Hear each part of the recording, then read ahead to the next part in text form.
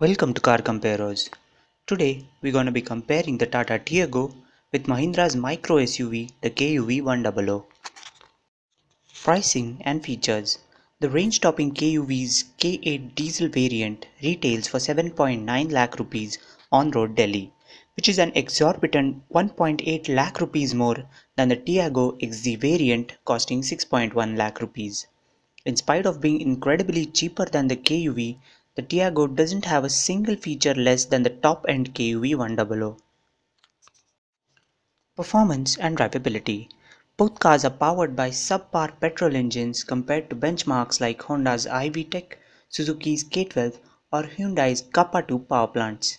Both engines are found to be sorely lacking in terms of refinement compared to high levels of smoothness that customers have come to expect in the market today. The Tiago feels slightly quicker on the move than the KUV thanks to its lower curb weight, but overall, neither Tata's nor Mahindra's engine is up to the mark in terms of city drivability or highway performance either. Amongst the diesels, Mahindra has developed its best engine so far for the KUV 100 diesel. It has 50 Nm more torque than the Tiago's engine, which more than makes up for its weight disadvantage. Mid-range punch is noticeably stronger than the Tiago, making it better suited than the Tiago at pulling easy overtakes on the highway. KUV also has kept turbo lag well under control, making it better than the Tiago in terms of city drivability. Both engines are adequately refined compared to their multinational competitors. Fuel efficiency. The Tiago Petrol has an ARAI certified mileage of 23.8 kmpl, which is around 5 kmpl more than the KUV's mileage of 18.1 kmpl. Tiago Diesel on the other hand has an ARAI certified mileage of 27.3 kmpl, which is around 2 kmpl more than the KUV's mileage of 25.3 kmpl. In our real-world tests, the petrol Tiago was over 2 kmpl more efficient than the petrol KUV. The diesel Tiago was almost 1 kmpl more efficient than the KUV diesel.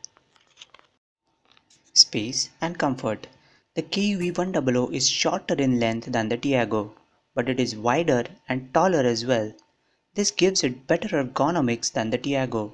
The KUV has a higher hip point, giving better under-thigh support to all the occupants compared to the Tiago, and makes it easier in terms of ingress-egress as well.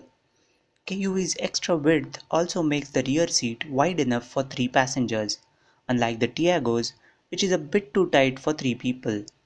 KUV's front bench seat is nothing more than a gimmick, but it might come in handy on rare occasions to squeeze in an extra front passenger for small intra-city jaunts. Both cars have identical boot space with 243 litres in the KUV 100 and 242 litres in the Tiago. Handling and ride quality. Tiago's dynamics are on a different level compared to the KUV. Tiago has enthusiastic cornering manners with a quick turn-in and safe, balanced handling. The KUV in contrast is a nightmare around the curves. It rolls like a yacht and has no feel or feedback from the steering at all. Both cars handle Indian roads really well with excellent bump absorption on rough terrain and good stability at highway speeds. Reliability and after-sales service. Both Mahindra and Tata have a horrible track record at providing hassle-free ownership to its customers.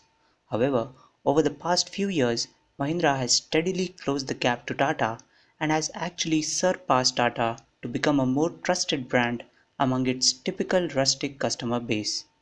Tata, on the other hand, has continued to deteriorate in terms of both product reliability thanks to increasing complexity of modern cars as well as service support.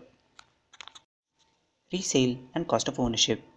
Neither the Tiago nor the KUV is bound to hold good resale value compared to Maruti's and Hyundai's, thanks to their big shortfall in quality and after-sales support. The diesel Tiago works out to be 1 lakh rupees cheaper than the KUV diesel in terms of cost of ownership over a span of 5 to 7 years. The petrol Tiago works out to be 70,000 rupees cheaper than the KUV petrol. Which brings us to the verdict. The Tiago diesel wins this comparison by the tiniest of margins. First and foremost, it is incredibly better value for money than the KUV.